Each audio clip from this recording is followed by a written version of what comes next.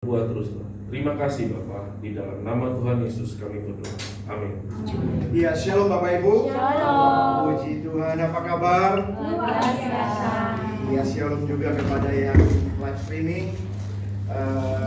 Tidak terasa sudah setahun lebih saya tidak ada di tempat ini. Kembali lagi terima kasih dipercayakan oleh Pastor Doni dan juga tim pengembalaan. Puji Tuhan. Temanya ini diberikan kepada saya adalah responsibility.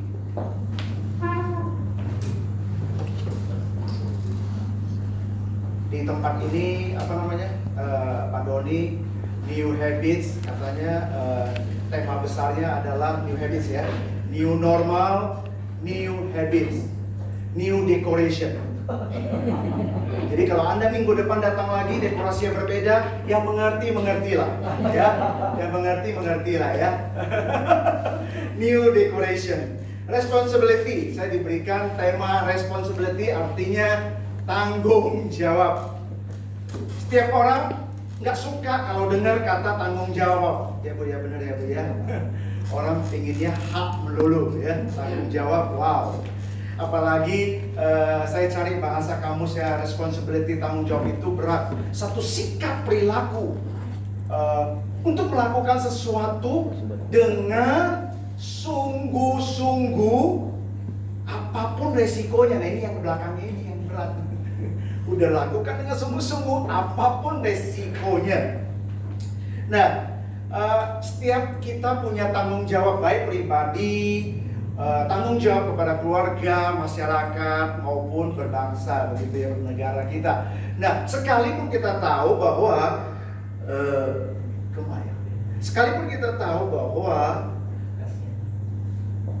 Tuhan sudah punya kedaulatan dan ketetapan. Misalnya waktu usia kita, kematian kapan, Tuhan sudah tentukan, betul nggak? Tapi bukannya dalam arti Tuhan sudah tetapkan saya, kematian saya umur berapa, sehingga hidup saya asal-asalan. Misalnya saya seberang jalan, mati nggak terserah Tuhan. Tuhan kan sudah tetapkan, ya kan? Usia saya, kalau Tuhan belum tetapkan saya mati, nggak mati. Bukan begitu kan Bapak Ibu kan? Dalam arti ada tanggung jawab kita untuk hati-hati menyeberang jalan. Sekalipun umur kita ditentukan oleh Tuhan, kita juga harus bertanggung jawab akan kesehatan kita. Betul nggak Bapak Ibu? Oleh sebab itu, kita akan belajar mengenai tanggung jawab ini di dalam perjalanan iman kekristenan kita. Nah, next slide. Nah, belum lapar kan? Belum lapar ya? Baru mulai ibadahnya ya. Udah tanya udah lapar atau belum? Nah, kira-kira ya, Kentucky ini menghasilkan apa? Ada yang bisa jawab? Ayam goreng ya. Ada ayam geprek Bu? Ada punya ongsu. Ada punya ongsu ya. Jadi ayam goreng, sekalipun dia produksi perkedel ada ya. So tapi main course-nya adalah ayam goreng, orang tahu ya. Next slide-nya kita lihat. Apa ini? Apple. Apple menghasilkan apa? Buah-buahan ya, iPad, terus apa lagi? iPhone, netbook ya, begitu ya. Nah, kemudian next. Nah, ini dia. Produksi apa? Kopi ya, walaupun dia jual pastry, dia jual gelas, tapi kita tahu bahwa kalau lihat ambang ini pasti dia menghasilkan kopi. Jangan Anda datang ke tempat ini cari ayam goreng. Nah, salah berarti kan? Nah, kemudian berikutnya, nah ini dia. Gereja. Nah, ini dia. Gereja menghasilkan apa? Orang-orang kudus. Orang-orang kudus. Ya, next-nya. Ya, kita tahu bahwa Kristen, ya kan? Orang bilang gereja menghasilkan Kristen. Padahal di perjanjian baru itu kata Kristen itu hanya 3 kali diucapkan. Itu pun banyak kan negatif. Ya kayak kita di sehari-hari. Wah, dia orang Kristen kok begitu. Nah, iya kan? Sembunyi, banyak orang sembunyi di kata Kristen, padahal dia penipu, seperti itu ya. Oleh sebab itu, yang dihasilkan harusnya dari gereja adalah murid. Sebab firman Tuhan berkata, pergilah, jadilah seluruh bangsa muridku, dan baptislah mereka dalam nama Bapa, Putra, dan Roh Kudus. Nah, kita lihat konsep tanggung jawab di dalam Lukas 19 ayat 11 sampai 26. Ya, saya nanti suruh istri saya bacakan ya, karena ini ayat agak panjang ya. Jadi Anda simak baik-baik ya.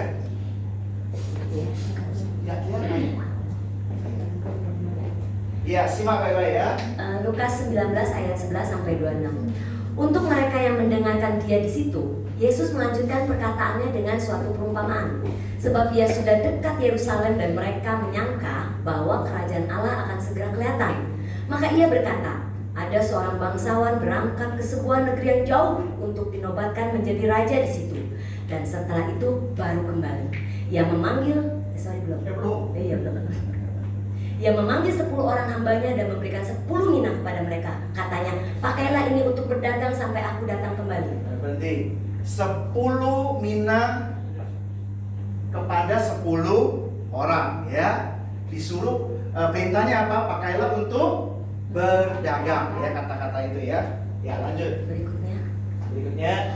Akan tetapi orang-orang sebangsanya membenci dia, lalu mengirimkan utusan menyusul dia untuk mengatakan, kami tidak mau orang ini menjadi raja atas kami. Dan terjadilah ketika ia kembali setelah ia dinobatkan menjadi raja, ia menyuruh memanggil hamba-hambanya yang telah diberinya uang itu untuk mengetahui berapa hasil dagang mereka masing-masing. Orang yang pertama datang dan berkata, Tuan, mina Tuan yang satu itu telah menghasilkan 10 mina. Katanya kepada orang itu, baik sekali perbuatanmu itu, hai hamba yang baik. Engkau telah setia dalam perkara kecil. Karena itu, terimalah kekuasaan atas 10 kota. Atas 10 kota ya. Berikutnya. Datanglah yang kedua dan berkata, Tuan, mina Tuan telah menghasilkan 5 mina. Katanya kepada orang itu, dan engkau kuasailah 5 kota. Dan hamba yang ketiga datang dan berkata, Tuan, inilah mina Tuan. Aku telah menyimpannya dalam saku tangan. Sebab aku takut akan Tuhan, karena Tuhan adalah manusia yang keras. Tuhan mengambil apa yang tidak pernah Tuhan taruh, dan Tuhan menuai apa yang tidak Tuhan tabur. Katanya kepada orang itu, hei hamba yang jahat, aku akan menghakimi engkau menurut perkataanmu sendiri. Engkau sudah tahu bahwa aku adalah orang yang keras, yang mengambil apa yang tidak pernah aku taruh, dan menuai apa yang tidak aku tabur. Ya, amin. Ya, puji Tuhan, terima kasih kepada istriku. Dia bacanya enak ya, karena guru sekolah minggu dia ya. Nah, enak, saya senang kalau dia baca begitu. Kalau saya waktu shalom begitu kepada Anda, Bapak Ibu menanggapinya shalom, luar biasa semangat. Tapi waktu saya masuk sekolah minggu, baru pertama kali saya mengajar sekolah minggu, Bapak Ibu, minggu-minggu yang lalu, ya saya masuk sama seperti begitu, saya semangat, shalom adik-adik, nangis Bapak Ibu. Jadi saya nggak cocok ngajar sekolah minggu, puji Tuhan. Nah, ini perumpamaan tentang 10 hamba yang diberikan 10 mina. Beda dengan talenta. Talenta kan ada 5, ada 3, ada 1. Dan memang audiensnya juga beda. Jadi ini sama sekali beda. Dan ini 10 hamba dikasih 10 mina, semuanya sama. Betul ya? Kalau talenta beda, ada 3, ada 5, ada 1. Nah, apa sesungguhnya makna mina ini, Bapak Ibu?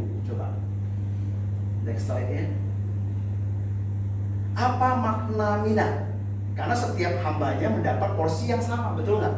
1 mina, semua sama. Kira-kira ada yang bisa jawab nggak? Apa itu mina itu buat setiap kita? Semua dikasih sama. Ada yang bisa jawab? Yang bisa jawab nanti dikasih hadiah sama orang yang nggak bisa jawab. Ada yang bisa jawab mina itu apa? Tanggung jawab. Tanggung jawab. Karena judulnya tanggung jawab, diberikan tanggung jawab. Oh, luar biasa Ibu, luar biasa tanggung jawab. Suka Ibu tanggung jawab ya? Ya boleh, yang penting jawab lah ya, tepuk tangan lah. Iya, ya puji Tuhan. Dan mina itu adalah apa? Kita lihat next slide-nya, Efesus 2 ayat 8 sampai 9. Sebab karena kasih karunia kamu diselamatkan oleh iman. Itu bukan hasil usahamu, tetapi pemberian Allah. Itu bukan hasil pekerjaanmu, Jangan ada orang yang memegangkan ini. Ini bangsawan mau dinobatkan jadi raja. Akhirnya jadi raja nggak? Jadi raja dia. Ya. Nah, dia kasih mina. Minanya itu apa maknanya? Pemberian kan? Dia beri sama nggak semua? Sama. Demikian juga dalam hidup kita Tuhan kasih karunia yang sama. Yaitu apa? Namanya keselamatan. Pemberiannya sama dia berikan kepada Anda yang percaya kepada dia. Bukan karena pekerjaan kita, bukan usaha kita. 10 hamba itu betul nggak? Nggak ada. Di situ dikatakan prestasi mereka. Akhirnya Tuhan itu kasih minanya sama. Nggak ada. Nggak ada di situ dikatakan prestasi. Tetapi di sini pemberian. Nah, pemberian Allah. Sama pemberian raja. Semuanya sama, yaitu apa? Keselamatan. Katakan keselamatan. Keselamatan. Pemberian. Kalau kita bisa menghargai seperti hamba itu, dia kan mengerjakannya. Betul ya? Kenapa sih? Alasan apa? Faktor apa? Motivasi apa membuat dia sehingga dia melakukannya, mengerjakan mina itu. Diperintahkan kan? Berdaganglah, pergi berdaganglah. Ada satu perintah. Nah, mengapa dia bisa lakukan itu? Kita harus cari latar belakang dan alasannya. Pemberian itu kita harus tahu. Pemberian sesuatu kepada Anda dan saya. Yang pertama Anda lihat faktor unsurnya yaitu siapa pemberinya. Apa faktor utamanya? Siapa pemberinya? Kalau hadiah barang yang diberikan oleh Presiden Jokowi, wow, luar biasa. Pak Jokowi kasih saya jam tangan loh. Jadi ada satu kebanggaan. Jadi unsur pertama apa? Siapa pemberinya? Dan siapa pemberi keselamatan ini? Raja. Ya kan? Tuhan yang memberikan keselamatan itu. Nah, yang kedua, setelah si pemberinya, yang kedua adalah nilai barang yang diberi. Satu apa? Si pemberinya. Kedua, nilai barangnya yang diberi. Baru kita bisa menghargai. Ini mahal nggak di barang? Nah, yang diberi apa? Karena begitu besar kasih Allah akan dunia ini, sehingga Ia mengaruniakan anaknya yang tunggal, yaitu Yesus. Sehingga barang siapa yang percaya kepadanya tidak binasa, melainkan memperoleh kehidupan kekal. Yang dia berikan apa? Anaknya dia sendiri turun. Mahal nggak? Yang salah kita, Allah yang tanggung jawab. Nah, ini dia. Ini dia. Jadi tanggung jawab ini adalah satu inisiatif Tuhan. Awalnya manusia yang berdosa, Adam dan Hawa yang berdosa. Allah yang bertanggung jawab. Ini cikal bakal kata tanggung jawab. Bisa nggak isu? Ya Bapak Ibu, tanggung jawab.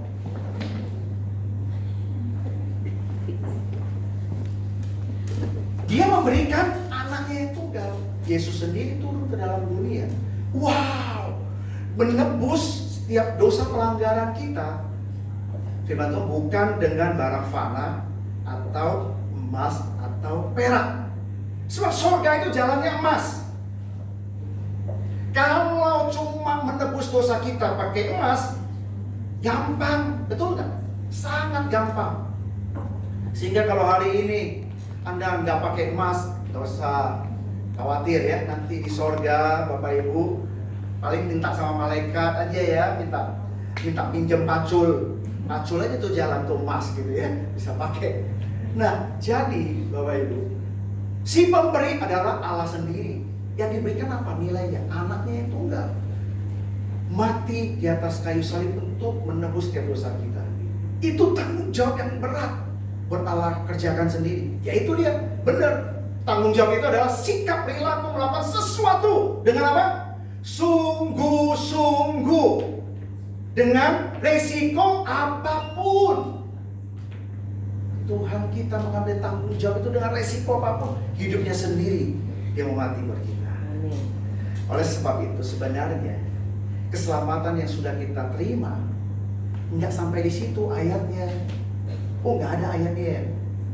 Efesus 2 ayat 10 itu, kita adalah buatan Allah, ciptaan di dalam Yesus Kristus untuk melakukan apa? Pekerjaan baik. Ayat 10-nya begitu. Jadi bukan saja kita menikmati hadirat Tuhan, ya seperti tadi tuh pujian tadi, menikmati betul. Hidup kita tuh menikmati hadirat Tuhan, menikmati kebaikan Tuhan. Tetapi di samping itu, hidup kita untuk memuliakan Tuhan. Oleh sebab itu, mari kita lihat next slide-nya. Mina adalah gambaran apa?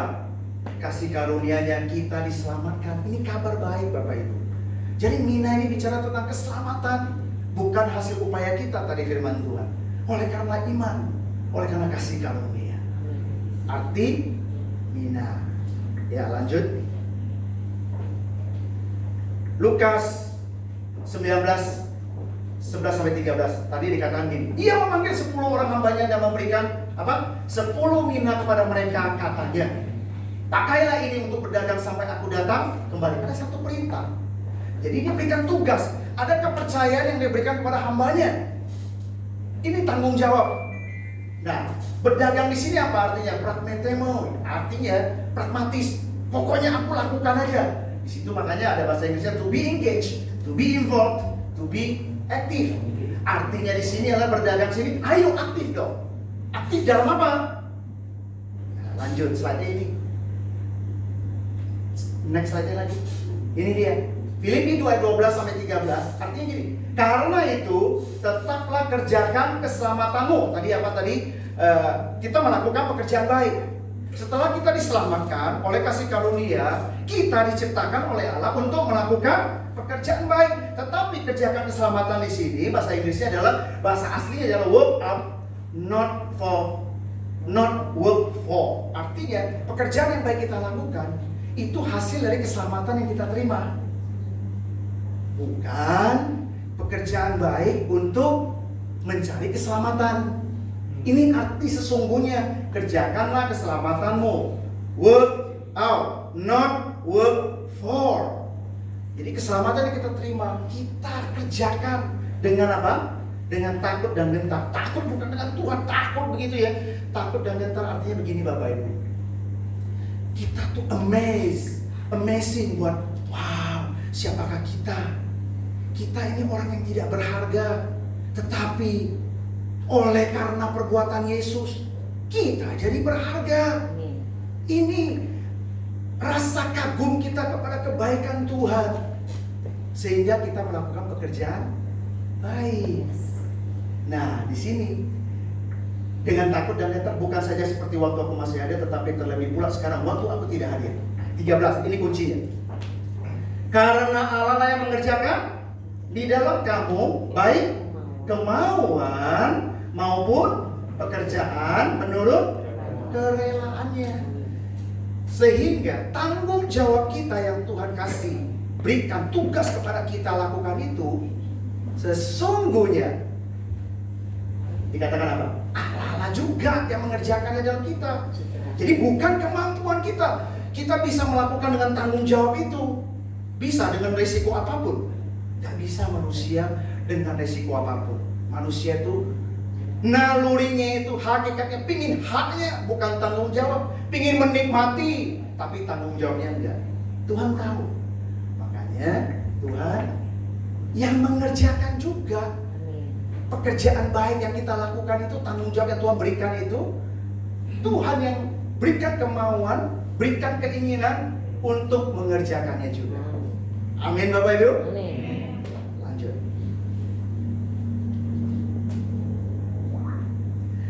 Ini ada quote yang bagus. Sehingga kita tidak dipanggil untuk baca sama-sama ya. Dua di belakang kebaca nggak? Baca ya. Iya, karena ada laptopnya, kebaca dia. Iya. 2, 3, iya. Kita tidak dipanggil untuk mempertahankan keselamatan, melainkan membagikan kabar keselamatan. Kita tidak dipanggil untuk takut kehilangan keselamatan, melainkan mengerjakan keselamatan. Tepuk tangan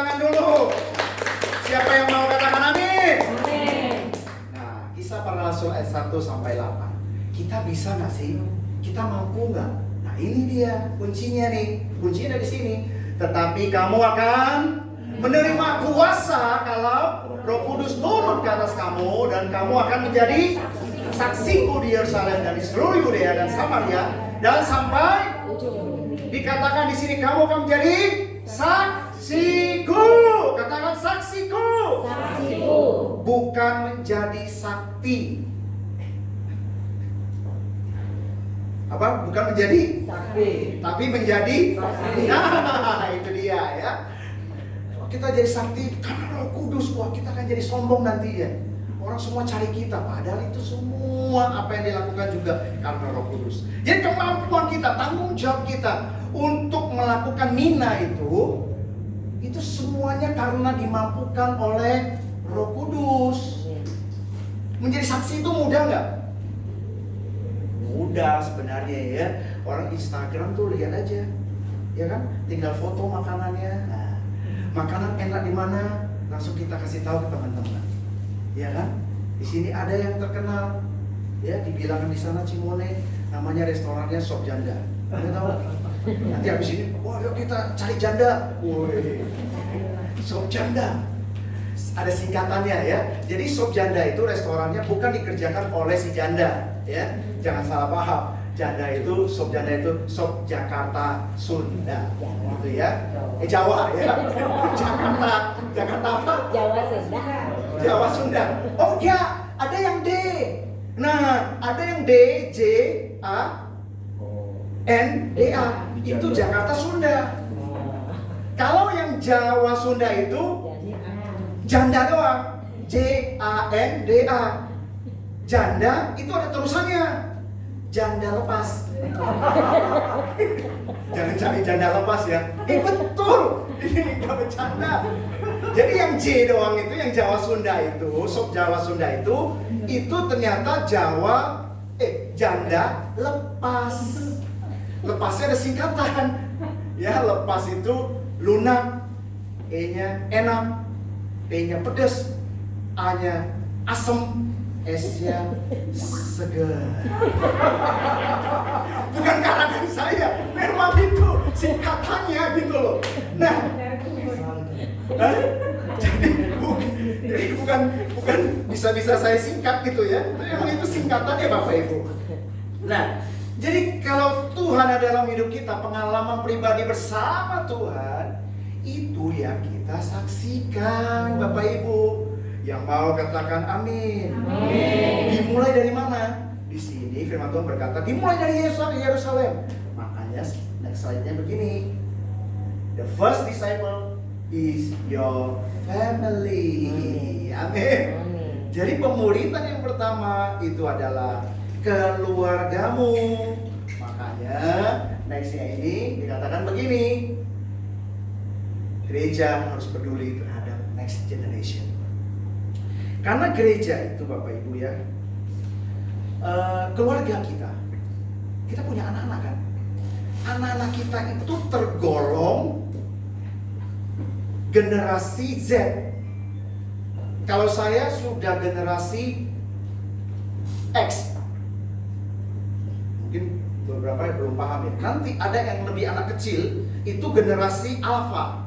Generasi Z itu adalah generasi yang orang sekarang ini yang paham betul dengan teknologi dan informasi IT. Itu generasi yang generasi Z. Kalau generasi X itu kan biasa, orang cuma pakai HP untuk WA doang, ya kan? Generasi sekarang ini beda. Apalagi yang zaman generasi baby boomer. Baby boomer itu udah sekitar 70-an ke atas, kurang lebih seperti itulah. Itu HP-nya masih Nokia gitu, buat laptop doang. Nah, itu baby boomers, ya. Nah, di restoran juga kelihatan kalau minumannya itu bubble, nah itu berarti generasi Z. Tahu ya, kalau dia minuman bubble itu generasi Z. Kalau minumannya itu teh hangat, itu generasi, karena udah mulai kolesterolnya udah tinggi atau segala ya. Nah itu generasi X itu seperti saya gitu, minumnya udah apa namanya, teh tawar panas, ya teh tawar panas. Nah yang kalau baby boomers kelihatan itu air putih hangat. Karena habis makan dia sekalian minum obat. Ya. Jadi, ya berikutnya ya. Berikutnya kenapa kita disuruh kabarkan? Tadi kan kabarkan keselamatan kepada generasi kita yang di bawah ini loh. Karena ada survei. Nah ini survei 19 dari 20 orang Kristen di interview. Mereka bertobat dan menerima Kristus sebelum umur 25 tahun. Yang minum bubble-bubble itu loh, itu harus dikabarkan Injil. Sebab apa? Setelah umur 25 tahun, itu kemungkinan bertobatnya 1 dari 10.000 orang. Naik umurnya 35 tahun, 1 dibanding dengan 50.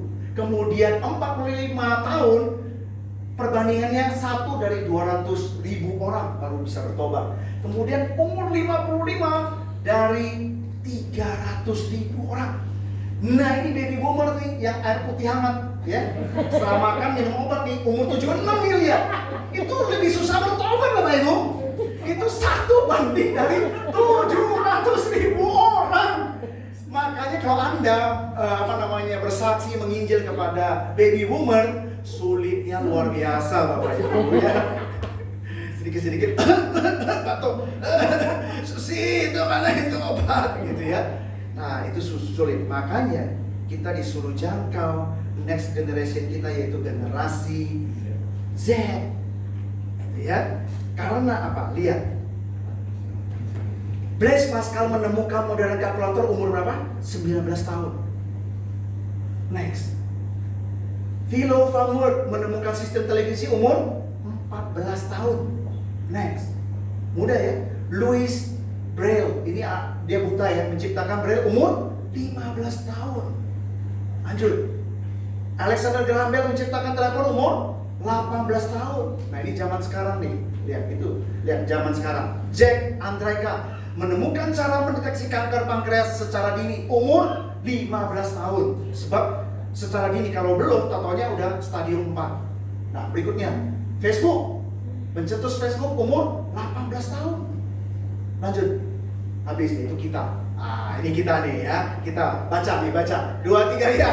Memperdayakan mereka untuk berdampak secara nyata. Tepuk tangan. Yang belakang semangat. Iya, dia mau jangkau si Juk itu loh, yang si kaya raya itu ya. Ya Pak ya. Wah, di atas makanya dia semangat ya. Saya akan menginjil kepada Jack, ya kan? Semangat dia. Nah, supaya mereka berdampak, lihat, mereka ini adalah orang-orang luar biasa di umur yang usia generasi Z. Makanya ini tanggung jawab kita, di mana Roh Kudus nanti akan memampukan kita bagaimana cara kita bersaksi, bagaimana kita menginjil. Nah, kesimpulannya begini, karena waktunya terbatas ya. Sebenarnya ini masih ada 17 poin Pak. Waduh. Karena kita harus segera selesai ya, karena sudah lapar, mau pergi cari janda. Nah Bapak Ibu, kesimpulannya begini, Allah yang menciptakan semesta alam ini, yang dimana satu saja Bima Sakti itu punya sekitar 5.000 sampai 6.000 planet dan bintang. Luar biasa kan? Satu Bima Sakti. Padahal di alam semesta ini ada sekitar 4.000 miliar galaksi. Dari yang wow. Bumi kita tuh kecil. Kalau apalagi kita yang di dalam bumi, kalau bergerak di bumi 5 km mendekati matahari 5 km saja terbakar. Kalau bumi menjauh 5 km daripada matahari, beku. Ini Allah yang mengendalikan semesta alam itu, tinggal dalammu. Kemudian wow, Allah yang begitu besar tinggal dalammu, tinggal dalammu, tinggal dalammu. Haleluya, haleluya. daripada salah satu siapa tuh ya, Elon Musk, cuitannya mengenai kripto. Sekarang kripto lagi turun. Dia berkata gini, aku akan beli. Langsung naik harganya. Tapi akan turun lagi nggak? Sementara kan, cuitan dia tuh sementara, tapi punya dampak nggak? Kita itu, Tuhan tuh hanya suruh kita tuh buka mulut, sampaikan kabar keselamatan, dan itu dampaknya kekekalan. Kekekalan, dampaknya kekekalan. Amin Bapak Ibu. Amin. Elon Musk beserta teman-temannya Jeff Bezos, mereka kucurkan dana 3 triliun untuk ada 5 cara menemukan hidup kekal. Mereka meneliti supaya bisa hidup 1000 tahun minimal manusia, tapi mereka arahkan hidup kekal. Jeff Bezos, dia yang paling depan. Kaya nggak dia? Salah satu terkaya di dunia. Itu beritanya adalah di Oktober 2020. Beritanya sangat viral saat itu. Dia mencari kekekalan dengan uang kekayaan dia. Bapak Ibu, saudara sekalian, kita ini lebih kaya. Kita punya Yesus. Yes. Kalau kita punya Yesus, kita punya segala-galanya. Amin. Kita punya segala-galanya. Haleluya. Dia baru sekarang cari kekekalan. 2000 tahun yang lalu Yesus sudah mati di atas kayu salib. Yang percaya kepada Dia tidak binasa melainkan memperoleh hidup yang kekal. Sekali lagi, memperoleh hidup yang kekal. Ini loh Bapak Ibu, sehingga ini dasar kita untuk hidup kita berdampak. Dunia mencari kemana-mana. Dunia mencari kemana-mana Tuhannya, sedangkan kita kemana-mana bawa Tuhan. Ya ada wow. Kita kemana-mana bawa Tuhan, sehingga hidup kita bisa berdampak. Amin Bapak Ibu. Amin. Ayat terakhir, udah saya jerit-jerit nih ya. Ayat terakhir, saya pendeta yang jujur, saya kasih tahu yang terakhir ya. Dan jemaat paling suka kalau dengar yang terakhir Pak, betul ya kan? Makanya saya pendeta yang jujur, saya kasih tahu ini ayat yang terakhir, ayat penutup. Kisah Para Rasul 16 ayat 5 ya. Kita baca sama-sama, dampak kita menghasilkan ayat yang kelima. 2, 3 ya. Demikianlah jemaat bukan dalam iman dan makin lama makin bertambah besar jumlahnya. Sekali lagi ya, dengan passion dong. Demikianlah Jemaat-jemaat diteguhkan dalam iman dan makin lama makin bertambah besar jumlahnya. Di tempat ini akan bertambah besar jumlahnya. Katakan haleluya. Wow, luar biasa, wow. Iya, harus selesai ya. Iya, nanti Ibu Vivi berdoa firman Tuhan. Ya, pemusik, mari kita. Oh, haleluya.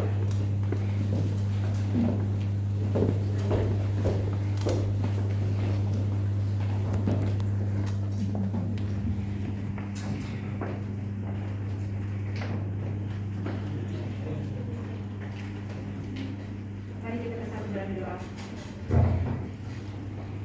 Bapa dalam surga, firman-Mu telah tertaburkan. Sungguh Tuhan, semuanya membuat kami semakin terpesona akan karya-Mu Tuhan. Terima kasih Tuhan, semakin buat kami, wow Tuhan, Kau luar biasa.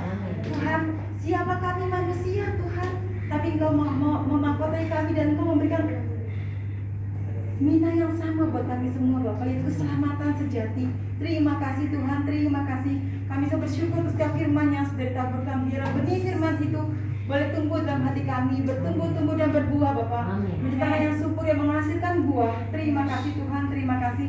Biarlah Tuhan setiap kami boleh membawa dampak, Amin. sehingga setiap tugas kami adalah menjadi saksi Tuhan, Amin. sehingga biar nama Tuhan semakin dipermuliakan. Yes. Terima kasih Tuhan, kami bersyukur setiap firman yang sudah ditaburkan. Amin. Kami bersyukur Bapak, pakai kami Tuhan, setiap kami, perlengkapi kami Tuhan menjadi saksi Tuhan. Amin. Karena Roh Kudus sudah turun ke atas kami, kami Yes. menjadi saksi Tuhan dimanapun kami berada. Amin. Dan pertama-tama adalah keluarga kami. Terima kasih Tuhan, berkati Tuhan gereja di sini Bapak. Berkati Tuhan semakin bertambah-tambah jumlahnya Amin. Tuhan yang kita. Terima kasih Tuhan. Kami mengucap syukur akan karya-Mu luar biasa ya Bapak.